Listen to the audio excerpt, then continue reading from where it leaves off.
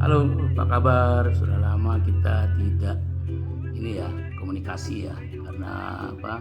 eh, Satu dan lain hal ya, kesibukan ya. Tapi meskipun terlambat, ini saya ucapin juga selamat tahun baru ya, karena memang tahun 2025 adalah tahun yang benar-benar lumayan banyak yang harus dibereskan ya. Nah, jadi ini yang saya coba agar bisa terus sinkron menelurkan materi-materi terkait pengadaan. Nah, kali ini saya akan mencoba membahas mengenai pengadaan dan ESG ya. ESG itu adalah singkatan dari environmental, sosial dan governance ya, lingkungan sosial dan tata kelola. Yaitu suatu kerangka kerja untuk mengukur praktik bisnis yang berkelanjutan dan etis.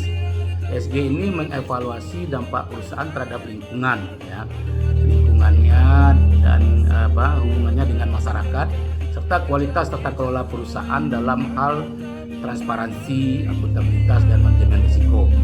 Konsep ini penting ya karena dapat meningkatkan reputasi, menarik investor dan memastikan keberlanjutan bisnis jangka panjang. Nah, kita lihat kemudian ESG itu dulu ya. Satu, lingkungan atau environmental. Ini meliputi dampak perusahaan terhadap lingkungan seperti emisi gas rumah kaca, penggunaan energi terbarukan, pengelolaan limbah, dan konservasi sumber daya alam.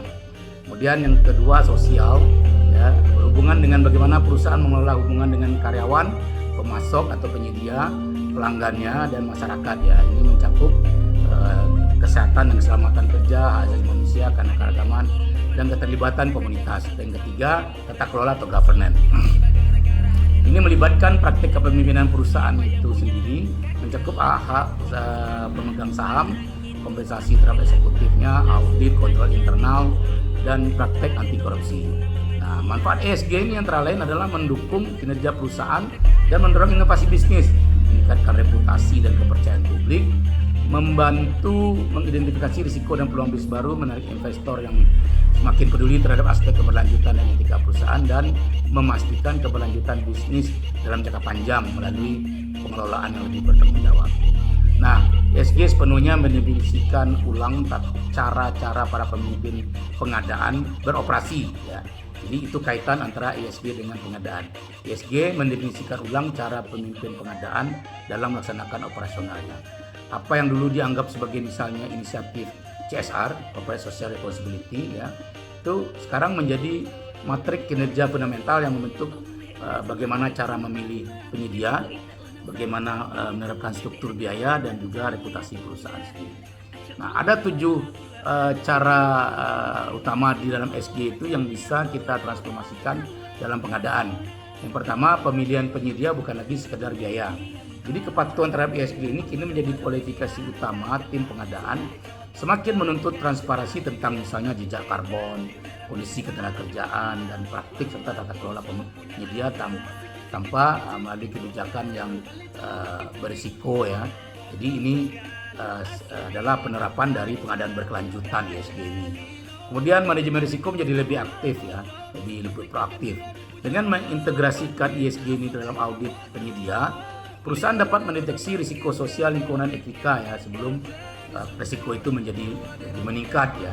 Ini juga cara untuk meningkatkan skandal dan fraud ya, sekaligus melindungi komunitas dan kontinuitas dari penyedia dan integritas dari penyedia itu.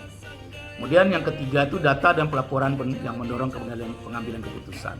Pengadaan menjadi sangat beruntung pada data yang dimiliki di dashboard ESG. Jadi bikinlah dashboard ESG sehingga ini menjadi alat yang wajib dimiliki oleh para pemimpin pengadaan untuk mengukur misalnya emisi karbon dari produk atau jasa yang dibeli.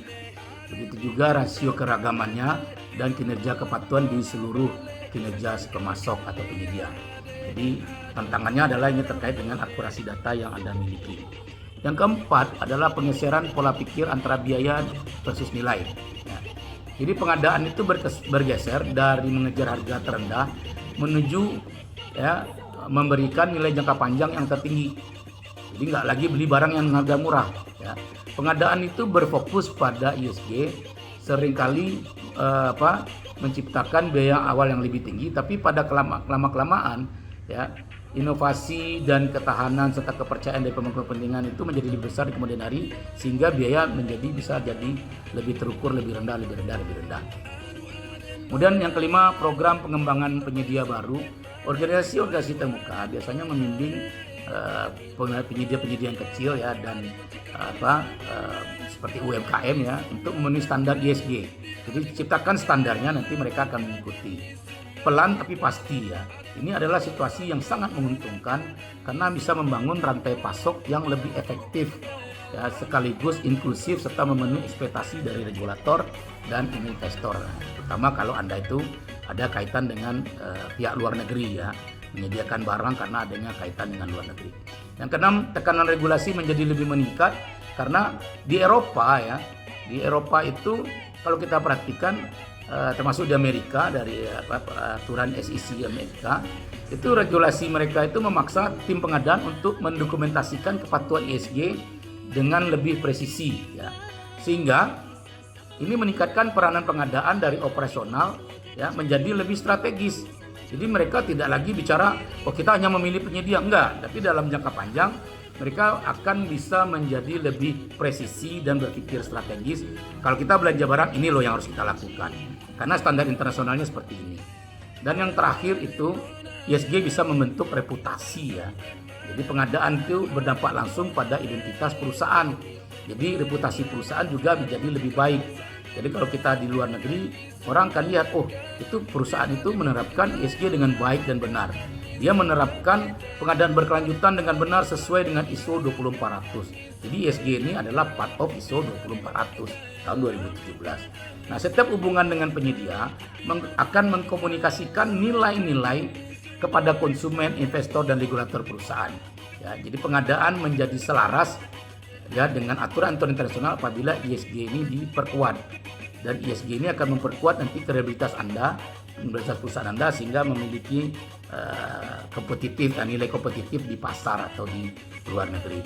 Jadi intinya dari apa yang saya sampaikan tadi, pengadaan itu bukan lagi mengelola mengenai pengeluaran, not about spend ya, tapi dia lebih mengelola bagaimana sisi keberlanjutan, etika dan transparansi bisa terjaga.